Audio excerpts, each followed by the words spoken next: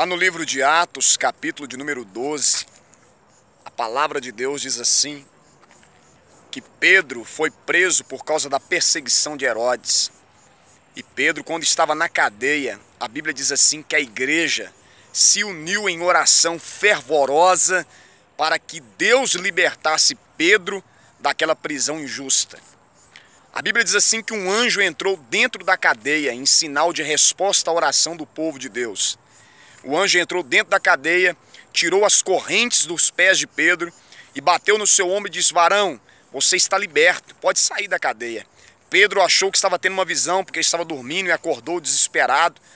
Quando Pedro estava chegando na porta principal do presídio, a Bíblia diz assim que as portas se abriram sozinhas. E os guardas, que eram muitos guardas que estavam ali vigiando, não conseguiram ver o agir de Deus na vida de Pedro. A Bíblia diz assim que Pedro sai da prisão por uma obra sobrenatural de Deus. E ele vai até a casa onde o povo de Deus, a igreja, se reunia em oração. A Bíblia diz assim que quando aquela mulher, a criada daquela casa, ela saiu ao encontro para ver quem era que estava batendo naquela porta, a Bíblia diz assim que quando ela viu que era Pedro que estava batendo naquela porta, ela ficou muito maravilhada, ela ficou muito alegre, ela falou com as outras pessoas: Pedro está batendo na porta. Todo mundo chamou ela de doida, de maluca, falou que ela estava vendo coisas, só que ela insistiu em dizer. A Bíblia diz assim que as pessoas foram ver quem estava batendo na porta insistentemente e realmente era Pedro que estava batendo. O povo orava pedindo a Deus uma resposta, e a resposta era a libertação de Pedro, e a resposta estava batendo na porta, só que o povo não conseguiu perceber. Eu quero deixar uma palavra de Deus no seu coração. Existe um momento que você está orando pedindo uma resposta de Deus.